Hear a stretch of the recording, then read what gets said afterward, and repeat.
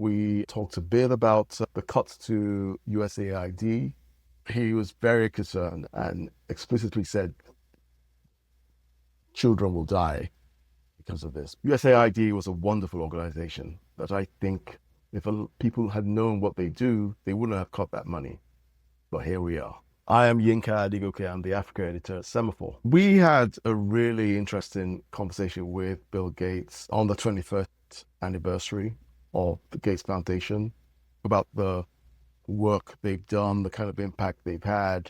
But it also, comes in this context of huge changes by the Trump administration to the way the United States participates in the sort of what you might call the global aid infrastructure, much of which the United States itself set up post Second World War. In particular, we talked a bit about the cuts to USAID, which was, we're talking past tense, the United States' main development aid organization. The primary reason he was having these conversations with ourselves and a couple of other places was that he has decided to accelerate how he gives away to the causes he supports via the foundation.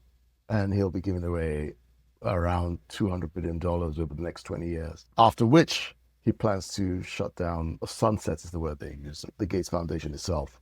He said that they had originally planned with his wife when they set this up in 2000 to keep on donating years after they passed on, but he sees an opportunity now, and he's been thinking about it. They actually accelerated their giving in this period over the next 20 years. They could have far more of an impact in ensuring wider prosperity around the world, particularly in the global south. It was something that he'd been thinking about for over a year. You have to realize that he, with the support of Warren Buffett and his wife, obviously, had already given away about $100 billion over 20 years.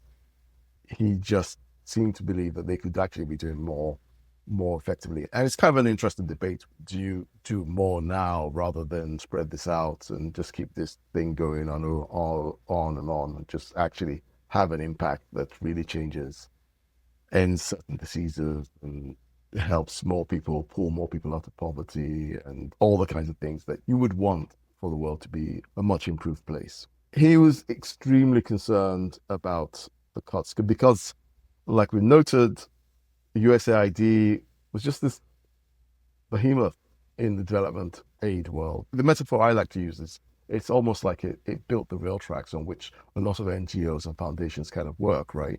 It's just built this infrastructure over decades. And for it to be shut down completely, or in large parts completely, really has all sorts of ramifications that we haven't fully seen. And this is what Bill Gates was getting into.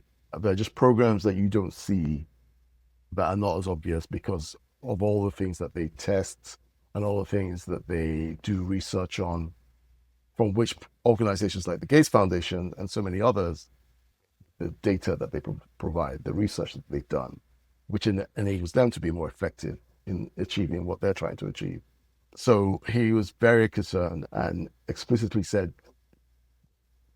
children will die because of this. USAID last year, their last budget was $50 billion for 1 year, right? And he's talking about $200 billion over 20 years. And that's an amazing, by any standards, but it's different for governments. And he said this to me as well, that for as big as they are, as much work as they've done, as much as they're proud of all the stuff they've achieved, they couldn't do it without the support of the United States government and the other wealthy European countries. You just need the support. By the way, he wasn't just talking about USAID. To be fair, he was also talking about the cutbacks by the Europeans as well.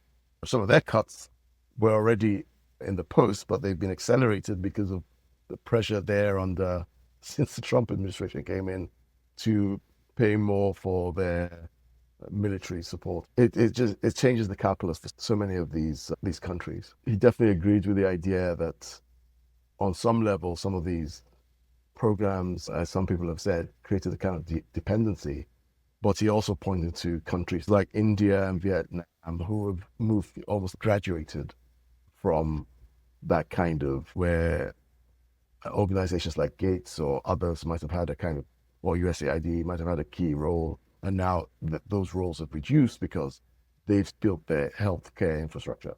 And he felt that there are good signs that some African countries could do that.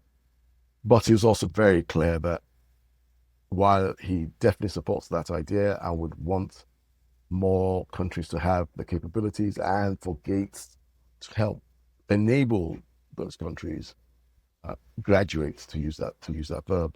He also was very keen that people are aware that that will take time and that there's a lot of work that still needs to be done now, and that pulling the rug from under these people or these government officials is not going to help. You can find a link to the full interview in the description and sign up to Semafor Africa.